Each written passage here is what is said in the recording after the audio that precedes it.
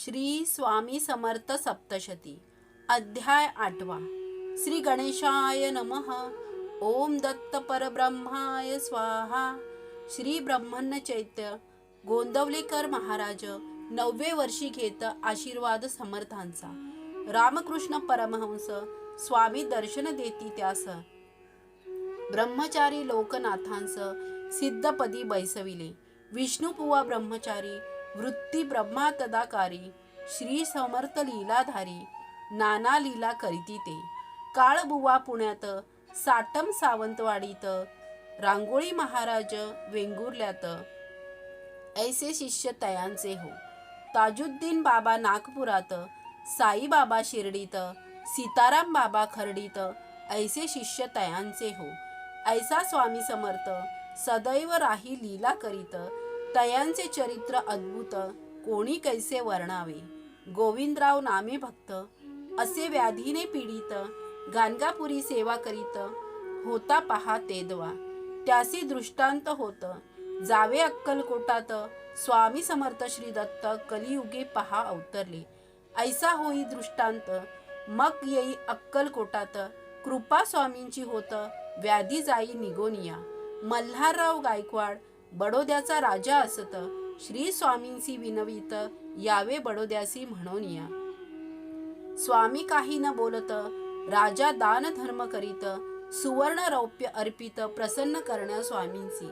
प्रयत्न करी बहुत परी स्वामी न जात. निराश होऊनी परतत बडोद्यासी माघारा. जाऊनी दरबार भरवित विडा तेथे ठेवीत. म्हणे जो कोणी स्वामींसी आणीत त्यासी जहागीर देईन मी. एक विडा उचलीत म्हणे मी स्वामींसी आणीत. ऐसे म्हणून येत अक्कलकोटा माझारी. येऊनी अक्कलकोटात स्वामींसी धन अर्पित. सेवका अन्नदानी करीत प्रसन्न करण्या स्वामींना.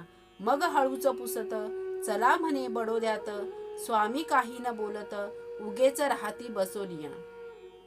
1 महिना राहत प्रयत्न करी बहुत. अंती निराश होत जाई परतोनी माघारा. ऐसे अनेक दरबारी करीते अक्कलकोटी वारी. बडोद्यास न्यावे अंतरी हेतू धरूनी येती ते. प्रतिवर्षी प्रयत्न करीत विडा उचलोनी येत.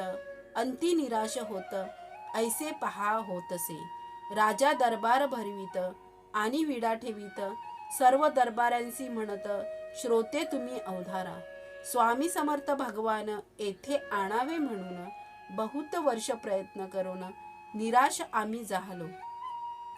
जो कोणी समर्थांस घेऊन येईल बडोद्यास मोठी जहागीर त्यास देऊ आम्ही निश्चय.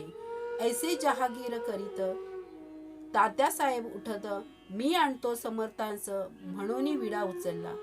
राजासी आनंद होत द्रव्य देई बहुत. अक्कलकोटासी पाठवित लवाजम्या सहित हो. तात्यासाहेब अक्कलकोटासी येत. सेवकांसी अन्न वस्त्र देत. चोळापासी द्रव्य देत. सुंदराबाईंसी तैसेची. सेवका ऐसे वश करीत. सर्व सेवक स्वामींसी म्हणत तात्यासाहेब खरा भक्त जाऊ आपण बडोद्याला. करावया स्वामींसी प्रसन्न. नित्य करी अन्नदान. गरिबांसी वस्त्रदान. स्वामी हस्ते करीत तसे. 4 मास ऐसे चालत परी स्वामी न काही बोलत. म्हणून चोळापासी म्हणत तात्यासाहेब अवधारा. स्वामींसी घेऊ सांगत जरो बडोद्यासी तुम्ही चलत. जहागिरी देई तुम्हा प्रत 10,000 रुपयांची. ऐकोनी ऐसी मात चोळापासी लोभ सुटत. येऊन या स्वामी प्रत हात जोडूनी विनवितो. स्वामी तुम्ही बडोदा चलत मज मोठी जहागिरी मिळत. ऐकोनी स्वामी म्हणत नाही भक्ती तेथवरी. भक्ती नसता भगवंत कैसा जाईल तेथे. ऐकोनी निराश होत तात्यासाहेब तेथवरी. तात्या आणि सर्व भक्त बैसोनी विचार करीत श्री स्वामींसी बडोद्यास न्यावे कैसे उचलोनी. सर्व मिळूनी ठरवेत स्पेशल ट्रेन करावी म्हणत. स्वामींसी घालूनी मेण्यात ट्रेनमध्ये ठेवावे. ऐसे करिता अकस्मात स्वामी काही न करू शकत. ट्रेन सरळ थांबत बडोद्यासी जाऊन या. ऐसा विचार ठरवत भाड्याने रेल्वे ठरवत स्वामींनी बैसावे मेण्यात. म्हणून प्रार्थिती स्वामींना. स्वामी चला राजवाड्यात, चला स्वामी खास बागेत, स्वामींनी बसावे मेण्यात, म्हणून पहा ते विनविती. परी स्वामी टाळत, न बैसती पालखीत, ऐसे 4 दिवस जात, काय करावे कळेना. एकदा बैसता पालखीत, नेऊ रेल्वे स्टेशनात, ऐसा विचार करीत, सेवक तेथे बैसले. चोळाप्पा स्वामींसी विनवित, बाळाप्पाही स्वामींसी म्हणत, सुंदराबाईही सांगत, बसा पालखीत म्हणून या. ऐसे गेले 4 दिवस, काय आले समर्थ मनास. जाऊन बसले पालखीत, भक्त उचलती पालखी. पालखी उचलून त्वरित पळत रेल्वे स्टेशन गाठत.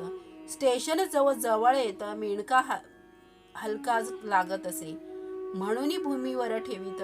पडदा उघडून पाहत, स्वामी अदृश्य होत, पाहुनी विस्मय सर्वांना. अदृश्य होऊन समर्थ कोठे गेले न कळत, म्हणून सर्व दुःख करीत, काय करावे कळेना. एक पोस्टमन इतक्यात जेऊर गावाहून येत, तो सांगे सेवकाप्रत, स्वामी तिकडे आहे ती. येथून 2 मैलावर जेऊर गावच्या वाटेवर समर्थ एका शिळेवर बैसलेले पाहिले मी. ऐसे भक्ता सांगत, भक्त जाती धावत, पाहुनी स्वामींसी तेथे क्षमा मागती सर्वही. बैसवून या पालखीत अक्कलकोटासी आणत, तातासाहेब बडोद्यास निराश होऊन जात असे. अनेक ऐसे प्रयत्न करीत, परी स्वामी बडोद्यास न जात.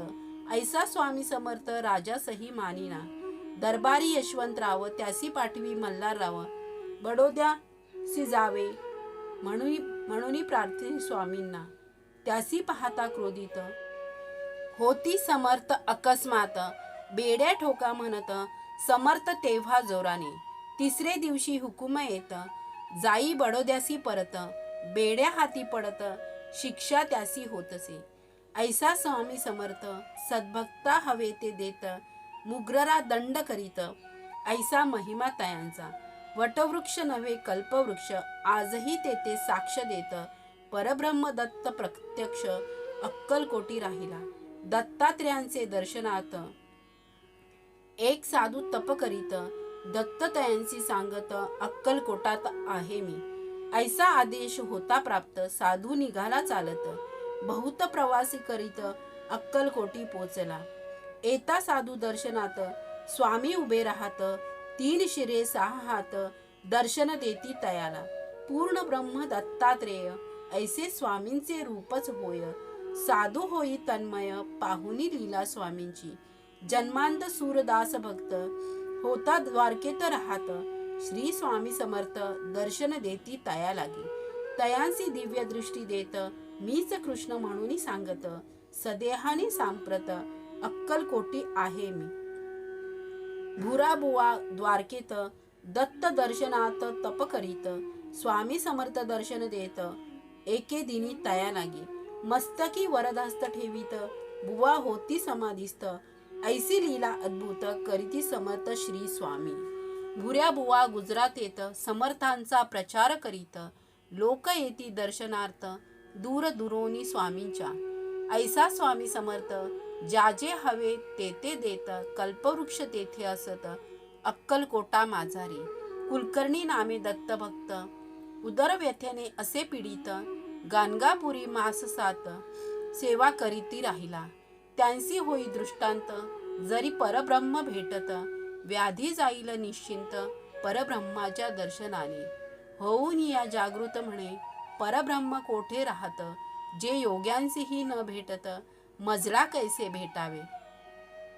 पुन्हा दृष्टांत होत, अक्कलकोटा जावे म्हणत. तेथे परब्रह्म साक्षात स्वामी रूपे राहत असे. अक्कलकोटा येई भक्त, पाहे परब्रह्म साक्षात. तत्क्षणी होई व्याधी मुक्त, ऐसा महिमा स्वामींचा. त्यांच्या लीला अनंत, कथा त्यांच्या अनंत, महिमा त्यांचा अनंत, कोणी कैसा वर्णावा. श्री स्वामी समर्थ.